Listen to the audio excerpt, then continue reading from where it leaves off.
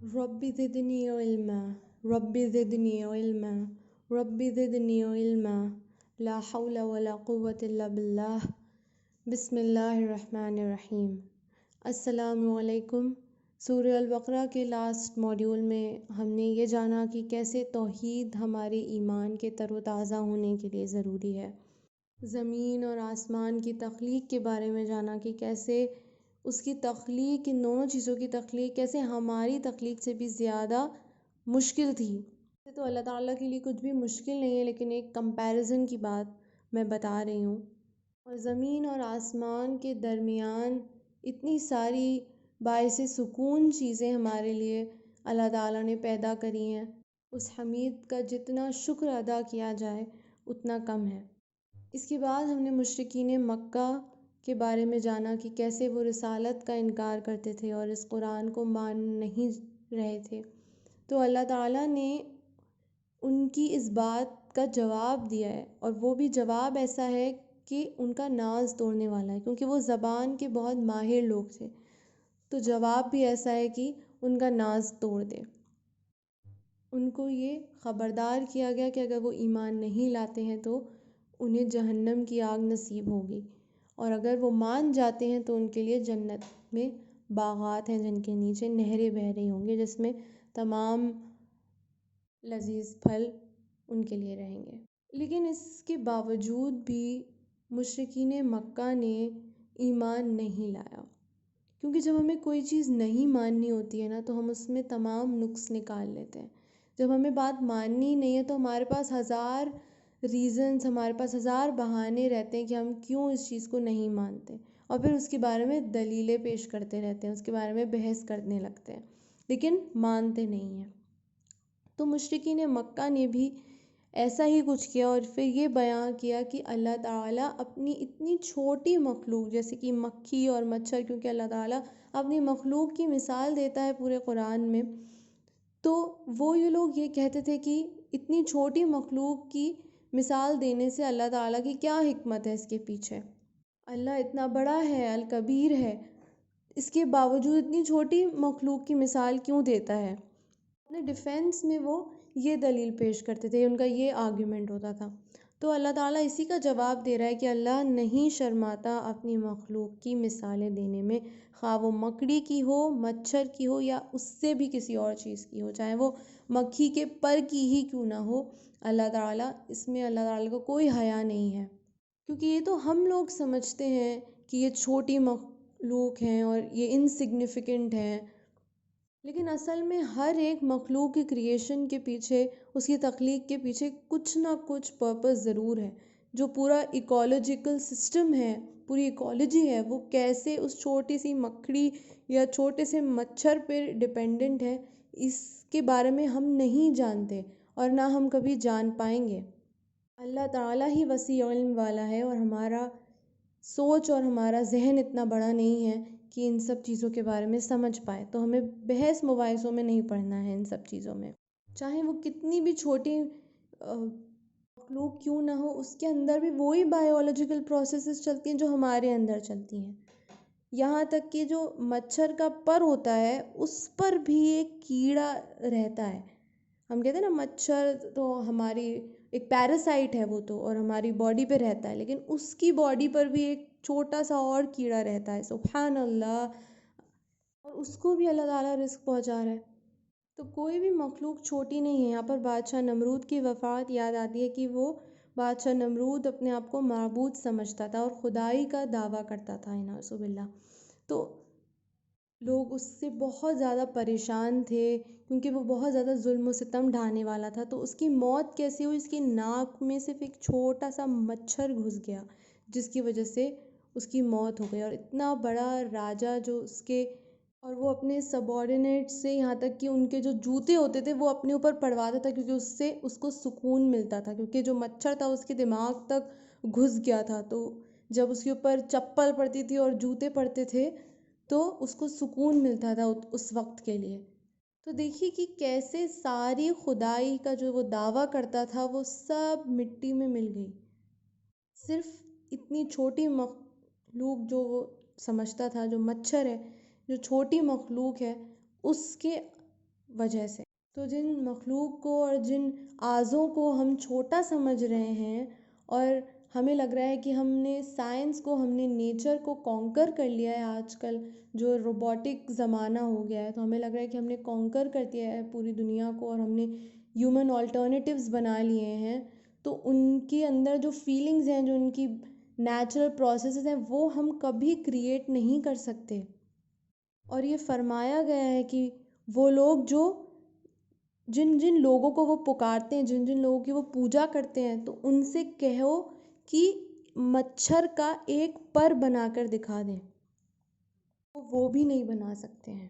تو کیا خدائی کا دعویٰ کر رہے ہیں وہ؟ کیا یہ دعویٰ کر رہے ہیں کہ ہم نے نیچر کو کانکر کر لیا ہے، ہم نے ہیومن لائف کو کانکر کر لیا ہے؟ بہرحال بات مثالوں کی ہو رہی تھی، تو مثالوں میں نا جو کیریکٹر ہے وہ اصل مقصد نہیں ہے۔ اصل مقصد کیا ہے؟ توجہ، اس بات کو سمجھنا، جو بات کہی جا رہی ہے اسے سمجھنا۔ اور کہتے ہیں نا ریڈنگ بٹوین دا لائنز، وہ وہی کر سکتا ہے جو سمجھدار ہو، وہ صرف علم والے ہی سمجھ سکتے ہیں۔ اور جاہل کیا کہیں گے کہ یہ مثالیں بیان ہی کیوں کیں، اور اس کا کیا فائدہ ہے، اس میں یہ کمی ہے، اس میں وہ کمی ہے، وہ سنتے ہی اس لیے ہیں کہ کوئی نقص نکال سکیں۔ اکثر ایسا ہوتا ہے نا کہ کوئی بھی سیشن ہوتا ہے، ہم اکثر اس میں جوائن اسی لیے کرتے ہیں کہ دیکھیں کہ سامنے والا کیا بتا رہا ہے، اس میں سے کیا ہم غلطیاں نکال سکتے ہیں، کیسے اس کو ایک گوسپ میں ہم کنورٹ کر سکتے ہیں۔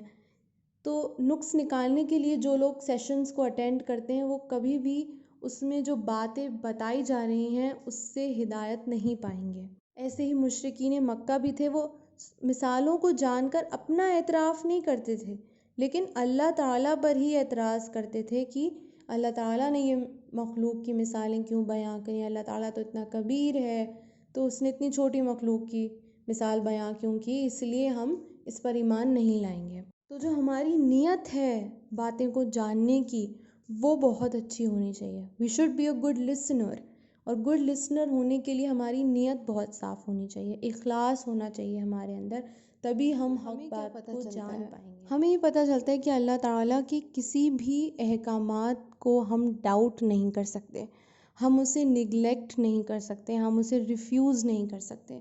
اگر کوئی چیز ہمیں نہیں سمجھ میں آ رہی ہے تو ہم اپنی رائے کا اظہار کر سکتے ہیں، اپنے جو ہمارے ڈاؤٹس ہیں اس کو سیشیٹ کر سکتے ہیں، لیکن ہم اس آیت کو ریجیکٹ نہیں کر سکتے، کیونکہ آیت میں کمی نہیں ہے، کمی ہمارے ذہن میں ہے، ہماری سمجھ میں ہے، ہم اس چیز کو نہیں سمجھ پا رہے ہیں، تو ہم اس چیز کو سامنے پٹ فارورڈ کر کے ہم سمجھ سکتے ہیں اس چیز کو، اس میں جھجکنے کی کوئی بات نہیں ہے اگر ہمیں کوئی چیز نہیں سمجھ میں آ رہی ہے، لیکن ہم اسے آؤٹ رائٹلی ریجیکٹ نہیں کر سکتے، کیونکہ دین میں ہم اپنی مرضی نہیں چلا سکتے، اللہ کی بنائی باؤنڈریز میں ہی ہمیں رہنا ہے۔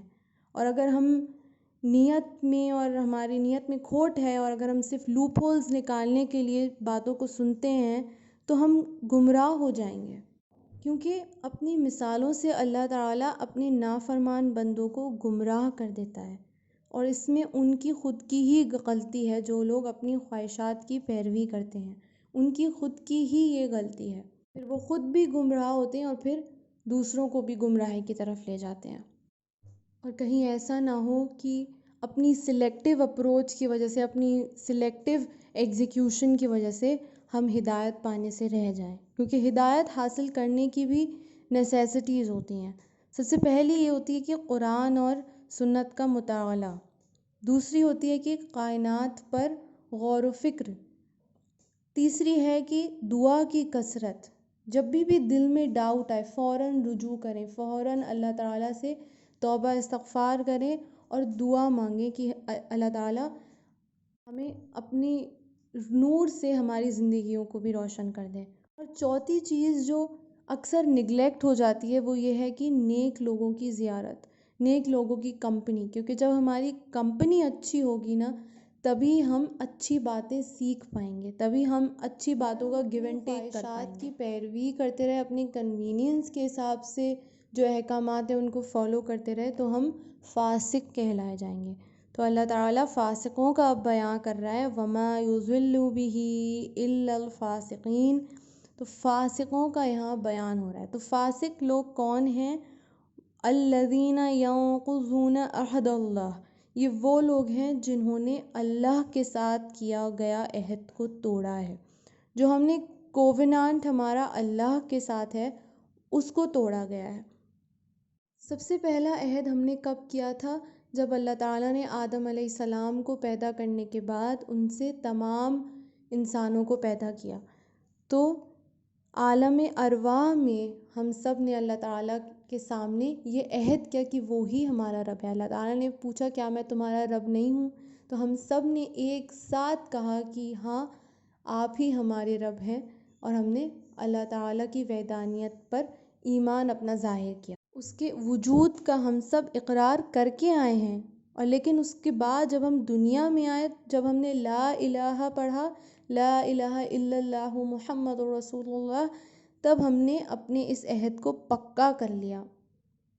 تو فاسقوں کی پہلی کوالٹی کیا ہے؟ جو عہد کرنے کے بعد اسے توڑتے ہیں، خواہ وہ اللہ کے ساتھ ہو، خواہ وہ بندوں کے ساتھ ہی کیوں نہ ہو. کیونکہ اگر ہم نے کسی سے بھی وعدہ کیا ہوا ہے اور ہم وعدہ خلافی کرتے ہیں تو اس کی بھی جواب دہی ہے، اس کی بھی پوچھ تاچھ ہے اللہ تعالیٰ کے گھر. تو اگر کسی سے بھی ہم نے پرومس کیا ہے، اس کو توڑا ہے، تو اعتراف کرنے کی کوشش کریں.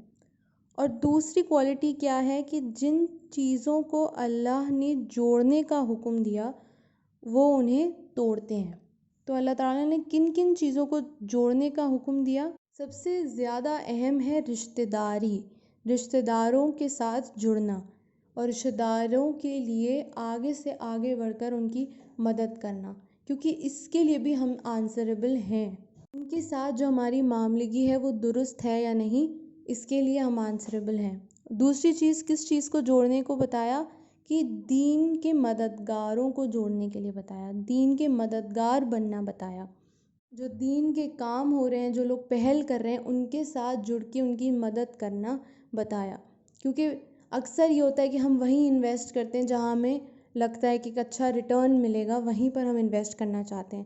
لیکن دین کے کاموں میں اکثر ہم اپنے ہاتھ تنگ کر لیتے ہیں. ہم آگے سے آگے بڑھ کر جنروسٹی کے ساتھ میگنانمس ہو کر اس کو ڈونیٹ نہیں کرتے ہیں. تو دین کے مددگار اور دین کی باتوں کو ایمبریس کرنا بتایا. جو دین کی نصیحت آپ کو دے اس کو شن نہیں کرنا چاہیے کہ ہمیں مت بتاؤ، ڈونٹ ایکٹ اوور اسمارٹ، ہمیں مت سکھاؤ، مائنڈ یور اون بزنس. ایسے کر کے ہم شن کر دیتے ہیں نا اکثر جو لوگ ہمیں نصیحت دیتے ہیں. تو ایسے لوگوں کو ایمبریس کرنا، ایسی باتوں کو ایمبریس کرنا، یہ بھی جوڑنا ہے. ہمیں نصیحت دینے والوں کے ساتھ جڑنا ہے. یتیموں اور فقیروں کو بھی اپنی زندگی میں ایک ایکویٹیبل، ایک رسپیکٹیبل حصہ دینا، یہ بھی ایک طریقے سے ان کو اپنی زندگی سے جوڑے رکھنا ہے، ان کا بھی خیر خواہ ہمیں بننا ہے. تو تین چیزوں کو ہمیں جوڑے رکھنا ہے: رشتہ داروں کو جو دین کے مددگار ہوں، جو دین کی باتیں ہمیں بتائیں انہیں، اور یتیم اور فقیر لوگوں کو. اور ان تینوں چیزوں کو جوڑنا بتایا ہے. اور فاسق لوگ کیا کرتے ہیں؟ انہی تینوں چیزوں کو توڑتے ہیں. آج کل دیکھیے لوگ اپنے ریلیٹیوز، اپنے خونی رشتوں سے کتنے زیادہ دور جاتے جا رہے ہیں، ایک دوسرے کی شکل بھی نہیں برداشت کر پاتے ہیں. تو خونی رشتے جو ہمارے رشتہ دار ہیں ان کے ساتھ ہمارا اتنا زیادہ ایک قطع تعلق چل رہا ہے، کوئی بھی پہل نہیں کرنا چاہتا ہے چیزوں کو پیس آؤٹ کرنے کے لیے. لوگ سمجھتے ہیں کہ ہم نیچے گر جائیں گے، ہماری ایگو کے خلاف ہے، ایگو اتنی بڑی ہو گئی ہے کہ ہم کیسے پہل کریں. ناراض ہیں تو ناراض ہی ہیں، سالوں تک ناراض ہی ہیں، نہ ان کی خوشی میں شریک ہے نہ ان کے دکھ میں شریک ہے.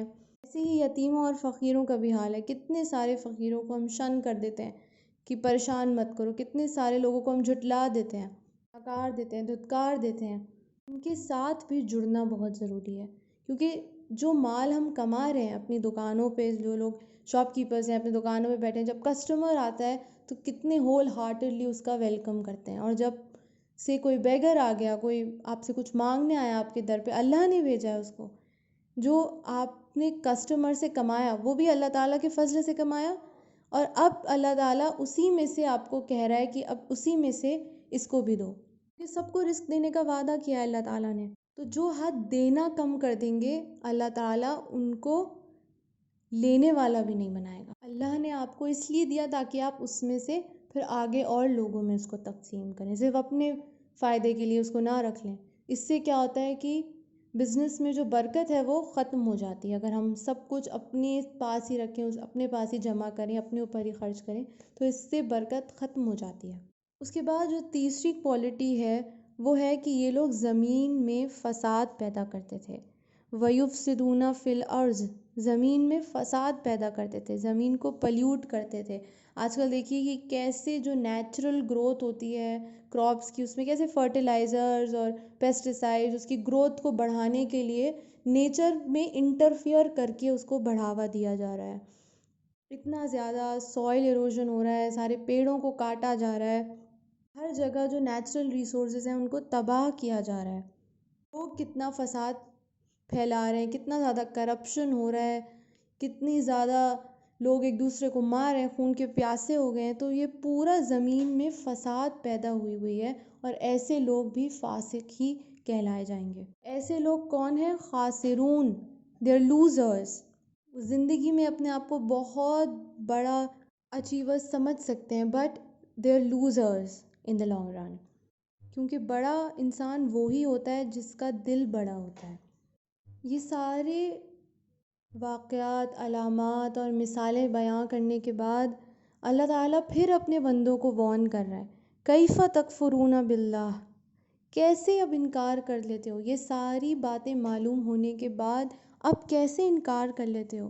سوچو تو، اللہ تعالیٰ نے زندگی دی، ہم سب ماں کے ووم میں تھے اپنے، اور ہمارے اندر روح ڈالی گئی، ہمارا ظاہر باطن سب چیزیں اللہ تعالیٰ کو روشن ہے، وہ کسی چیز سے غافل نہیں ہے۔ اس نے ہمیں بنایا اور ہمیں اسی کی طرف لوٹ کے جانا ہے۔ ثم یمیتکم، ہم مردہ تھے، ثم یحییکم، ہمیں زندگی ملی اور پھر کیا ہوگا؟